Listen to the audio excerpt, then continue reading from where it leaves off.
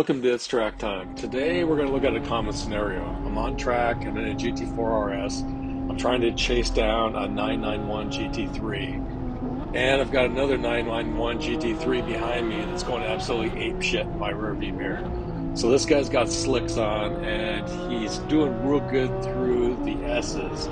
But I have 4% more horsepower than him. So I figure if I can get past this point through turn 11, I'll have some straight track and I can open a gap on him and get rid of him. But he's really sitting in my mirror.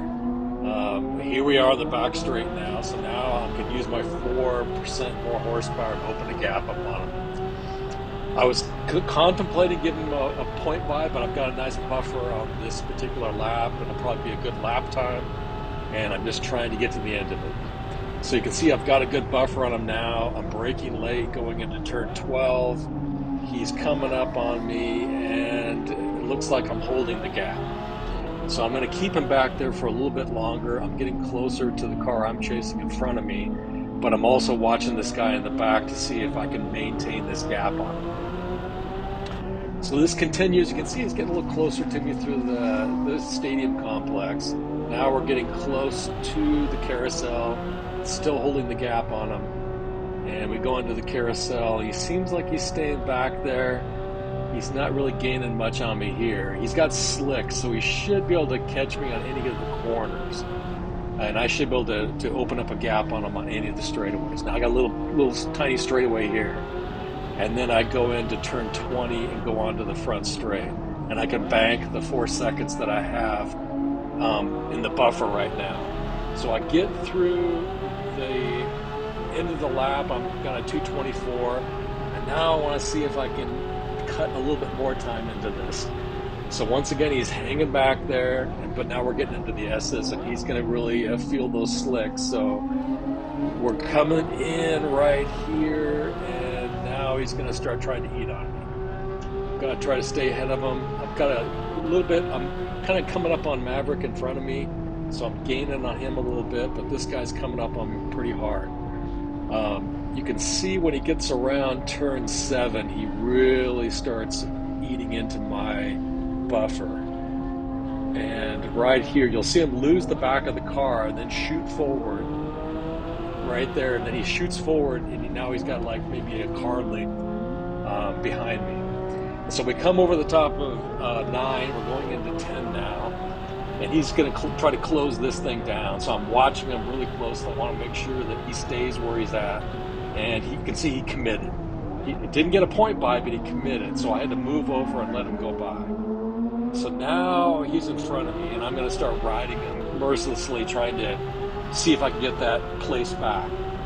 So I'm using my 4% of extra horsepower to try to ride him. I'm not sitting behind him.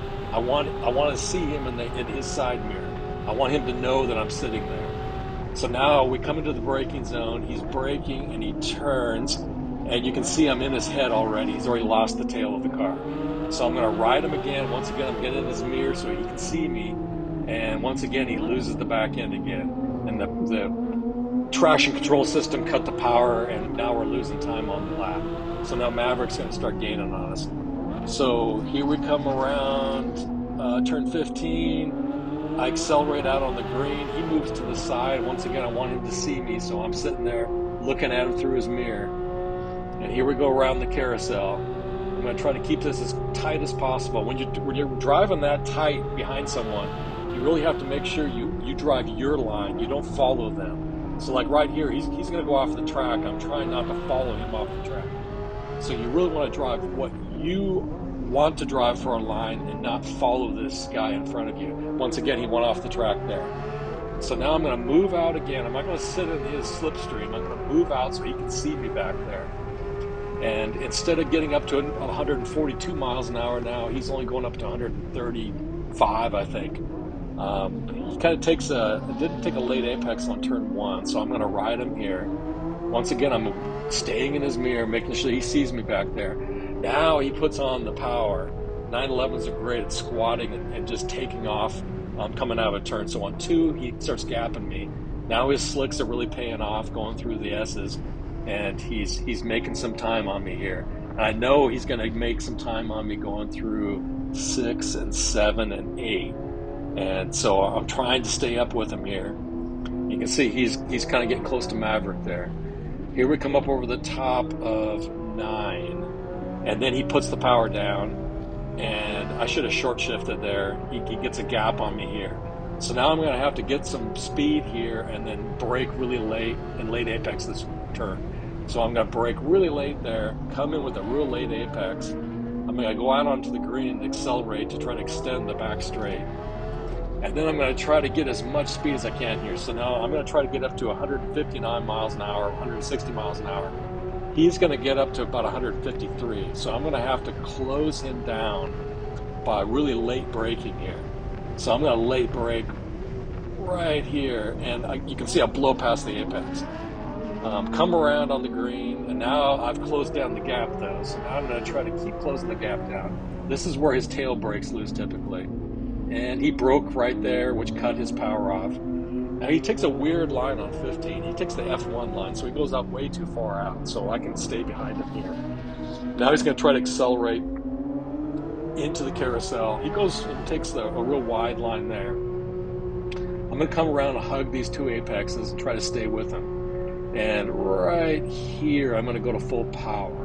You can hear the car right there. There's the full power. And I'm going to try to straddle this marker right here and try to cut the track down. He went off the track there, and now we're going to go onto the front straight again. So this, eventually I got the point buy back from him by just riding him, but this is a typical scenario where a car is really close to you. He's better on some parts of the track than you are, you're better on other parts, and you got to kind of compromise back and forth to try to get a decent lap out of it.